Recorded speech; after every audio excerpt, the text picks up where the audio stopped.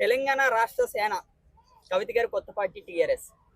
ఇది తెలంగాణ రాష్ట్రం అంతా కూడా రానున్న ఎన్నికల్లో 2028లో గెలుస్తుందని కూడా మరి ప్రజలందరూ కూడా చెప్తున్నారు. మెయిన్గా జాగృతి అలాగే టీఆర్ఎస్ కింద మారింది. దీని మీద మీ అభిప్రాయం ఏంటి? ఇక అందరు సీఎంలే మరి ఓట్లేసేటోడు ఎవరైనా తెలియదు. కానీ ఇప్పుడు ఈ పార్టీ దేనికి పెట్టిందో కూడా కవితకు నాకు అర్థం కావట్లేదు. ఇప్పుడు ఈమె సపరేట్గా సీఎం కావాలి అనుకుంది. మరి కావాలనుకున్నప్పుడు మరి ఆ టీఆర్ఎస్ పార్టీ అని ఎందుకు పెట్టుకోవాలి? వేరే పేరు పెట్టవచ్చు కదా. ఆ పేరు పెట్టడానికి రీజన్ ఏంటి? నువ్వు ఆ పార్టీ నుంచి డివైడ్ అయిపోయినావా, లేకపోతే నువ్వు ఆ పార్టీలోనే ఉండి లేకపోతే ఇట్లా చేసి ఏమైనా పార్టీ పెట్టుకుంటున్నా అర్థం కావట్లేదు కదా.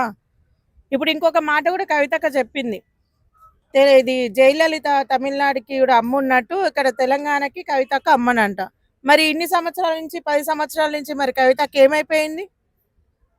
ఇప్పుడు చెప్పుతుంది కానీ మరి 10 సంవత్సరాల నుంచి కూడా మా పదవిలో ఉంది కదా. మరి ఆ రోజు ఎందుకు చెప్పలేదు ఇదే మాట?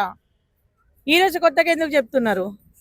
అయితే అందులో కొంతమంది పార్టీ నాయకులు ఏమని చెప్తున్నారంటే, ఆ పార్టీ ఏదైతే టీఆర్ఎస్ ఉందో అది 6 సంవత్సరాల వరకు మాకు ఈసీలో అప్లై అయింది, మేము ఈసీ కంప్లీట్ చేస్తాం మీ పైన అని చెప్పి అంటున్నారు.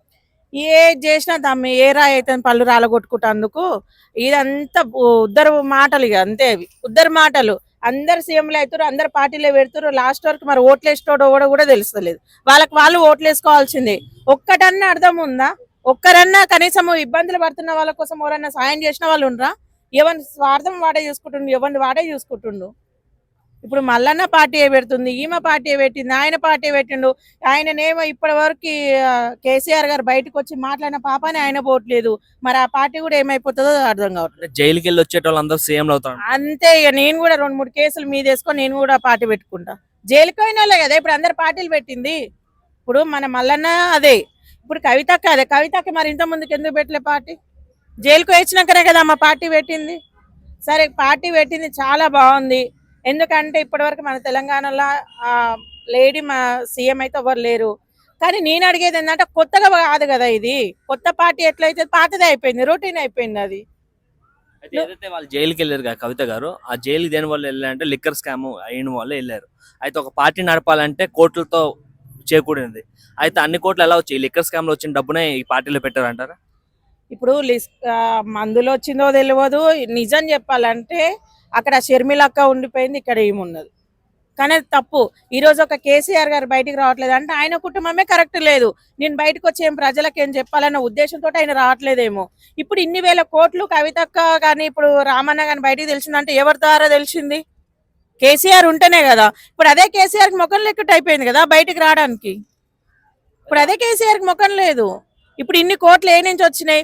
ఒకప్పుడు 1,00,000 రూపాయలకు 2 లక్షలకు జీతం చేసిన వాళ్ళు ఇన్ని వేల కోట్లు 13 కోట్లు పెట్టి ఇవాళ అక్కిళ్ళు ఎట్లా కట్టింది? ఏ నుంచి కట్టింది? 10 సంవత్సరాలలోనే 11 కోట్లు పెట్టి ఎట్లా కట్టింది? మరి మాకు చెప్తే మేము కట్టుకుంటాం కదా.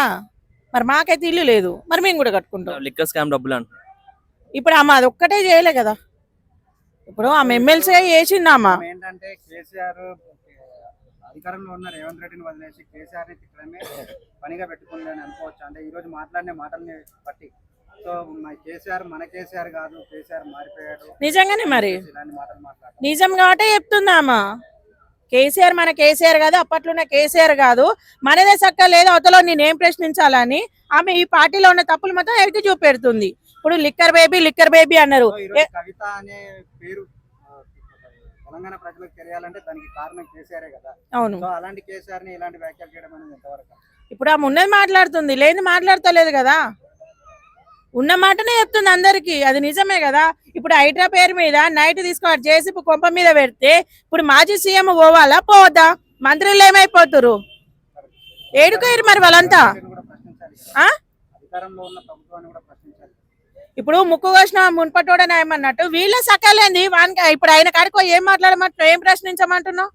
మీ అధికారం ఉన్నప్పుడు మీ నాయన ఏం చేసినమ్మా, నువ్వేం చేసినావు అంటే ఏం సమాధానం చెప్తుంది ఆమె? ఏం సమాధానం చెప్తుంది? మీ నాన్న ఇంతగానం చేసిండని చెప్తుందా? లేకపోతే ఇబ్బంది పెట్టినని చెప్తారా?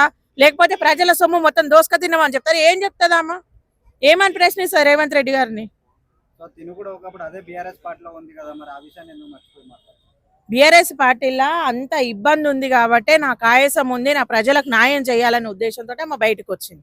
ఆమె చేసిన మిస్టేక్ ఏంటంటే మళ్ళీ అదే పార్టీ పేరు పెట్టుకోవడం ఆమె చేసిన మిస్టేక్. అది కరెక్ట్ కాదు. అయితే అందులో కొంతమంది పార్టీ లీడర్లు ఏమంటున్నారు అంటే ఎవరు కూడా బీఆర్ఎస్ నుంచి ఎవరు కూడా మాట్లాడొద్దు టీఆర్ఎస్ అని పేరు మీద. సో ఏదున్నా సరే కేసీఆర్ గారే మాట్లాడతారు, ఎవరు కూడా జోక్యం చేసుకోవద్దు అంటున్నారు. కేసీఆర్ గారు ఏడ కనిపిస్తుంది నాకైతే మొన్న ఒక్కసారి కనిపించిండు ఓట్లు వేసిన కాడి నుంచి. మరి మీకేమైనా కనిపించింది? ఆయన బయటకు వచ్చి మాట్లాడతాడా? మాట్లాడడం చూసి చెప్తున్నారు వాళ్ళంతే, మాట్లాడడం చూసి చెప్తున్నారు. ఇప్పుడు ఈ పంచాయతీలు పెట్టుకొని ఉన్న ఇద్దరు పిల్లలు విడిపోయి మొత్తం ప్రజలు పిచ్చోళ్ళు అయిపోతారు. ఇడు అంతే, అంత మించి ఏం లేదు. పనిగల మేస్తారంట, పందిరేస్తానంట, కుక్క తోకదాకా ఉన్న చూసిపోయిందంట. ఇప్పుడు వీళ్ళ పరిస్థితి అట్లుంది. ఎవడన్నా అసలైనోడు ఉండా? పార్టీలు పెడుతురు, ఆ పార్టీలు పాడగానే ఎందుకు పెడుతురేమో ఒక్కటి కూడా అర్థమై పాడైతలేదు ఆ పార్టీలు. ఈ కవితక్క పార్టీ పెట్టి అందరు పార్టీలు పెట్టి ఎటు పోతలేదు అసలు. అది అవసరం ఆ పార్టీలు అన్ని గానము. ఇప్పుడు ఇన్ని సంవత్సరాలు నేను మళ్ళీ అదే చెప్తున్నా, ఇవాళ కవితక్కకు బీసీల మీద ప్రేమ వచ్చింది. 10-15 సంవత్సరాల్లో అదే టీఆర్ఎస్ లో పార్టీ పనిచేసింది. ఆయన ఎందుకు బీసీల మీద కవితక్క ప్రేమ రాలేదు? ఎంతమందికి న్యాయం చేసింది? ఎంతమందికి న్యాయం చేసింది ఆమె? ఎవరికి న్యాయం చేసిన పాపన పోలేదు.